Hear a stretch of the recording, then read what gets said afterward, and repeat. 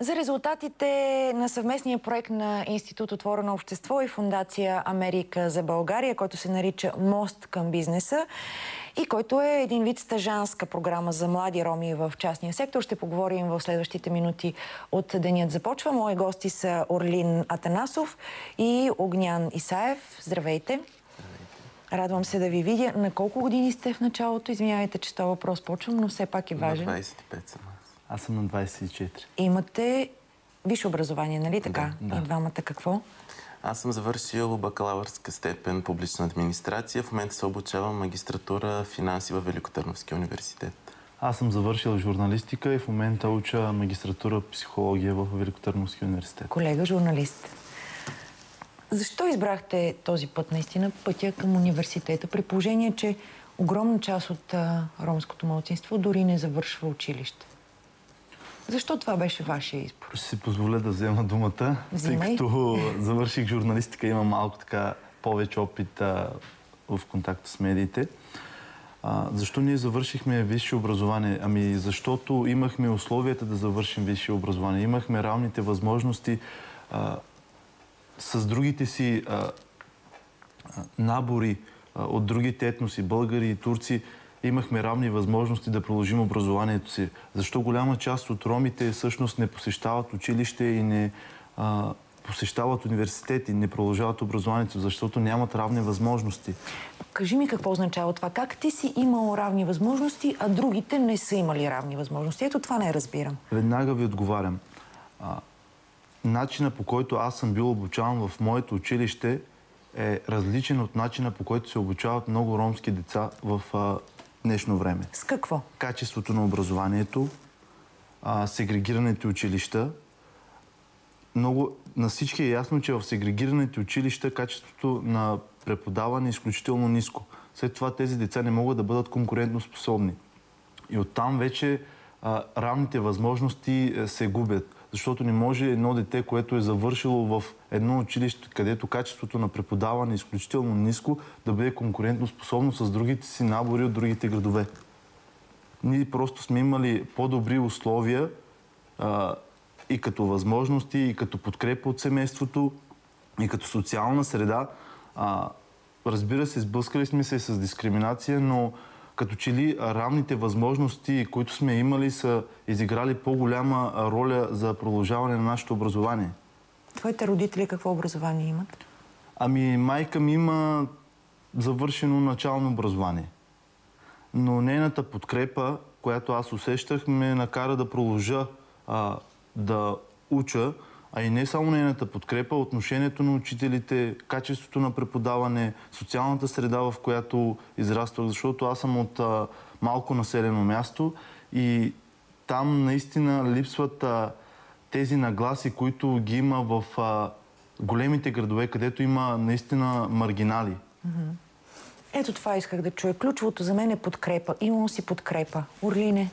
Според мен е много важна мотивацията за един човек, който в бъдеще да продължи своето образование, евентуално да работи за своята общност. Тази мотивация се формира още в началното образование. Когато ромите се срещат с дискриминация, с лошо отношение, те няма как да имат тази мотивация да продължат напред, да се развиват, защото очакват това да продължава да се развива и за в бъдеще. Ти бил ли си обект на такава дискриминация? Аз лично не съм бил обект на такава дискриминация, защото на мен самия не ми личи много произхода и заради това мисля, че ми е помогнало да премина по-добре своето образование и да продължа своя път напред. Това, което кажеш, е ужасно тъжно. Значи на всеки един, който му личи, без значение дали е ром, арменец или какъвто и да е, значи той е обречен на едно дискриминационно отношение на българското общество към него. Ами тъжната истина е такава. Дори при кандидатстване за работа, при кандидатстване в училище, където и да било, това е основен фактор. Подрехите посрещат, иначе казано.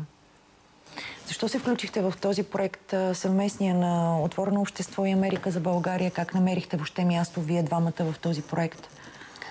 Тук е място да благодарим на Институт Отворено общество и Фондация Америка за България за предоставената възможност за участие в този стаж.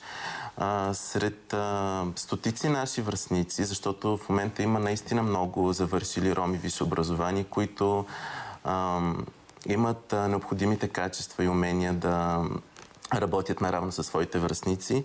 Ние кандидатствахме и бяхме избрани да участваме в този стаж, който на нас лично ни помогна много за професионална реализация. Аз, благодарение на стажа си, който проведох в Българската национална телевизия, в момента работи като пиар в областна администрация Монтана. Супер, страхотно. Харесваш ли работата си? Много ми харесва. Колегите са много хубави хора, много добри хора. Усещам подкрепа от тях.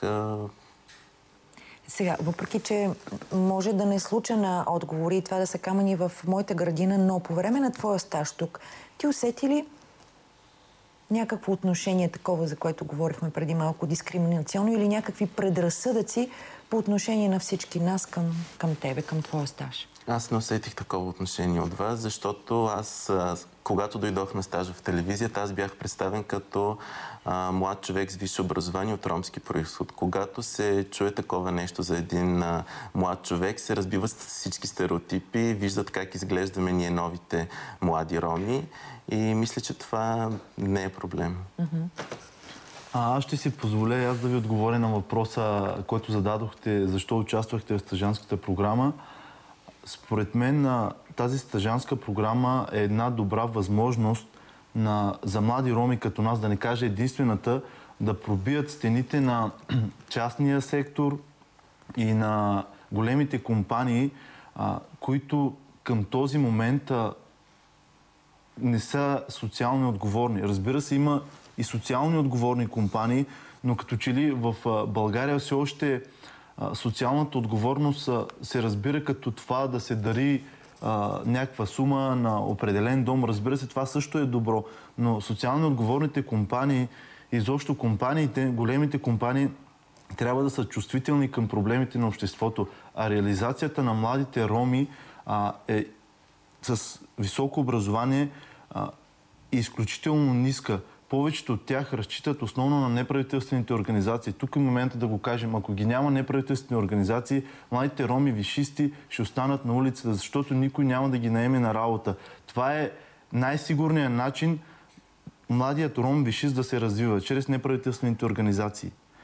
Знаеш ли, хем ще се съглася с теб, хем не. Нали знаеш, че сега вероятно си чул като колега журналист, че МВР за пореден, за сетен път разследва защо европейските пари, които се дават на неправителствените организации тук и които работят за ромска интеграция, не стигат до същността, не стигат до ромите, а отиват за коли, за купуване на някакви абсолютно излишни неща. Защо наистина според теб тези пари не достигат до същността, не достигат до хората, които се нуждаят от тях, а потъват в нечии джобове? Искам да вметна тук нещо важно. Мисля, че подхождайки към организациите с структурите на МВР, чрез полицията, проверка чрез полицията, предразполага едно предварително мислене, че тези организации са престъпни. Защото, знаете, всеки... Не, в никакъв случай не обобщавам, не казвам всички организации. Определени организации. Аз ви казвам как се прави. Когато подозирате някого в престъпление, изпращате полиция. В момента към неправителствените организации се отнасят изключително като към хора, които само използват европейските фондове, използват програми за интеграция на ромите. Мисля, че има достатъчно мониторингови организации, които могат да си дадат оценката. Разбира се, и полицията може да участва в мониторинга, но да участва само полицията в проверка на неправителствените организации, това означава предварително към тях се подхожда като към престъпници. Добре, отговори ми достойно като колега журналист. Благодаря ви много за този разговор. Успех ви желая за в бъдеще, успех на попрището, на което ще се изявявате.